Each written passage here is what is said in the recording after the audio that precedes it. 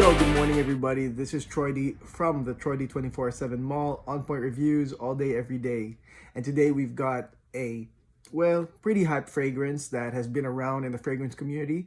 It's only now that I've been able to get it and try it out. And I know a lot of you are curious because you've seen this floating around and maybe you're wondering, is this really legit? This is none other than Bond Number 9's Greenwich Village.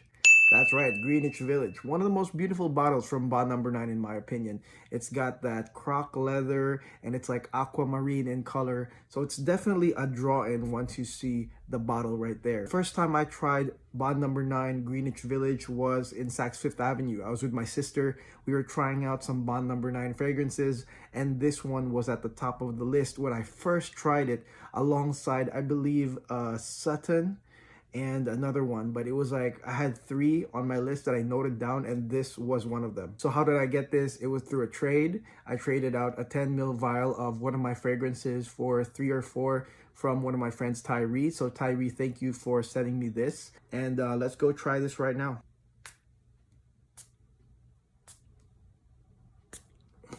So this one right here, first and foremost, is a fruity fragrance. The fruity opening is definitely one of the most standout qualities of Bond Number 9 Greenwich Village, and you'll get notes such as Cassis, which is like a black currant. You'll also get lychee as well as mandarin orange. This fruity part, I would say, is the most standout part of Greenwich Village, and you will appreciate it if you really like floral scents. For some of y'all that compare this to Baccarat, I can see that. I can definitely see that. I wouldn't say it's exactly like Baccarat, but it's because of this sweet fruity nature, this sweet sugary fruity nature, that I think that there will be comparisons no matter what. I like the interplay of the fruits here because depending on, I guess, your nose, or depending on how this fragrance like reveals itself, you'll get the different notes of the fruity notes. You know, sometimes you'll smell it and you'll get mandarin orange, and then sometimes it's like lychee, and then sometimes it'll be this black currant type smell, the Cassis coming in. So definitely this is for fruit note lovers or just people that are curious as to what fruity notes are.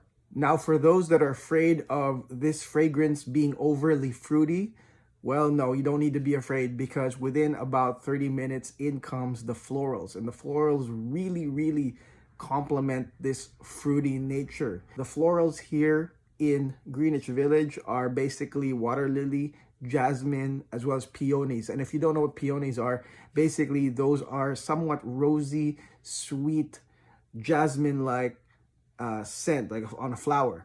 So when you get these florals right here, it really merges, you know, and this is within maybe like 30 minutes of Greenwich Village. The florals really merge with the fruits, and you have this really nice mix, okay? Like, it's not overly fruity, it's not overly floral. I think after trying this fragrance for a few days, I will say that this mostly leans Femme, okay? I've smelled many Femme fragrances from my wife that have a similar nature to this, and it's definitely leaning Femme. I really think about Greenwich Village. I think about like a woman in a city, you know. I think about a woman walking around town, shopping, doing some cool stuff, checking out cafes, sort of like an Emily in Paris, but I wouldn't say Paris. Maybe it's like New York, Emily in New York, you know, checking out the sights of the city, and then, you know, having a drink, having a quick meal, and then, you know, meeting up with friends later. This is a fragrance that to me will perk you up, you know, will perk you up. It will make you get up. There's this bright nature. It has something to do with maybe the fruits and the florals, but there's this bright nature that makes you want to go out and do stuff. You can find this in Greenwich Village, but at the same time, there is also a nice sort of upscale quality to it that, you know, after you've done all your shopping, you can go meet some friends later, even if it's like nighttime.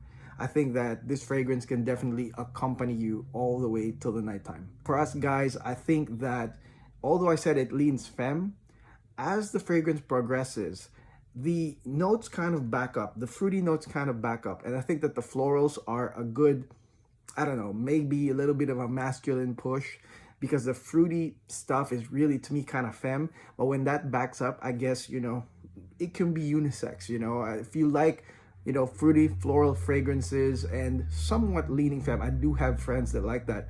Definitely check this out, or at least try a little sample of this for the guys. As this fragrance dries down, you will get this musky vanilla oak moss base, which is again very, very likable. It doesn't happen for a while because I think that the combination of the fruity florals just keep going and going and going. At least for me, I still could smell those notes even as the vanilla, the oak moss, and the musk starts coming out. Maybe later on, but I guess I didn't have time to wait.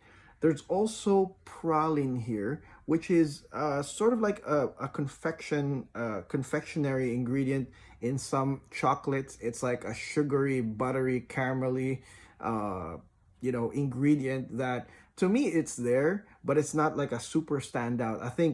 I mean, if it ever comes out, it's probably like way, way later.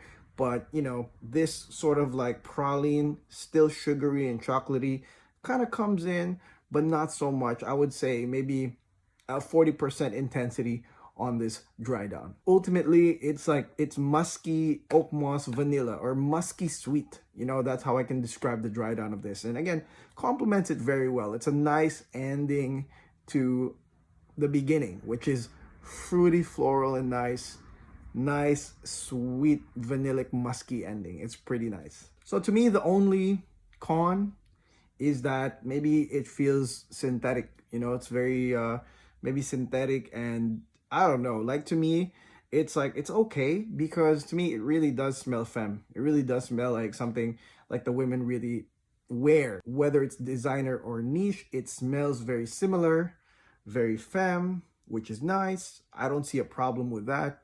And I think that this falls into grabber territory.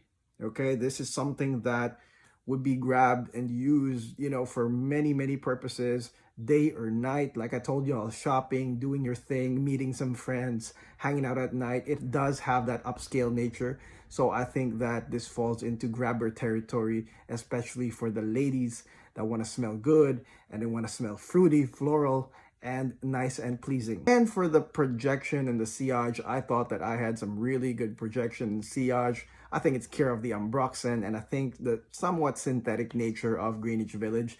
I thought that it projected very well, which is a good thing, by the way. And I thought that it lasted me really nice, maybe 5 hours in really steady intensity. So I think that, you shouldn't worry about projection, longevity, sillage when it comes to Greenwich Village. This is quite a winner on that note. Okay, so that's it. That's my review on Bond Number 9's Greenwich Village. Make sure to comment below if you own this, if you've tried this. Let me know. Comment below on what you guys think. What is your own review on this one? Let me know, okay? But for me, yeah, like I said, I'm going to introduce this to my wifey because she's probably gonna really like this, okay?